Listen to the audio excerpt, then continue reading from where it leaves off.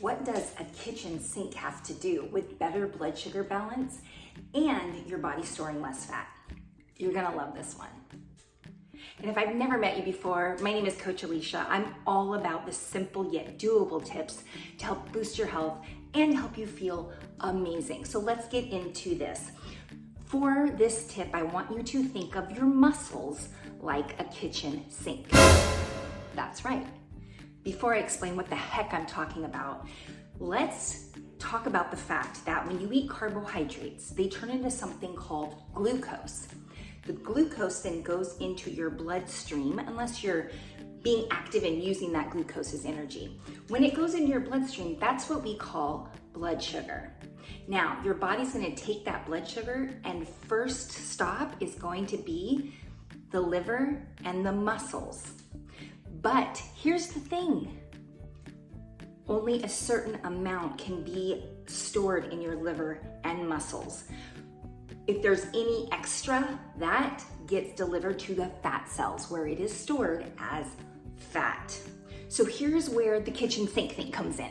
If you don't have a lot of lean muscle, meaning your sink is pretty small, when your body takes that blood sugar to deliver it to the liver and then your muscles, it's not gonna be able to fit very much of that glucose in your little sink. So that means there's gonna be a lot of extra that's gonna go onto the fat cells. However, what if your sink is big, meaning you have a good amount of quality lean muscle? I'm not talking about being buff, I'm talking about quality lean muscle. So now your sink is big, right? Meaning you've got a lot of lean muscle. Now, when the blood sugar comes, it goes to the liver, the muscles, look at all this space, right? So that means there's barely gonna be any leftover blood sugar to go to those fat cells, maybe none at all. So what's the point here? So the point is that we need to be prioritizing either maintaining or even building lean muscle. I'm gonna give you 2 tips on how you can do that. Tip number 1, you gotta be eating enough protein. Why? Because protein is the building block of muscle. Without enough protein, you're not giving your body the tools it needs to build that lean muscle. So try to eat protein at every meal of the day, if possible. Tip number 2, we have to incorporate some type of resistance training.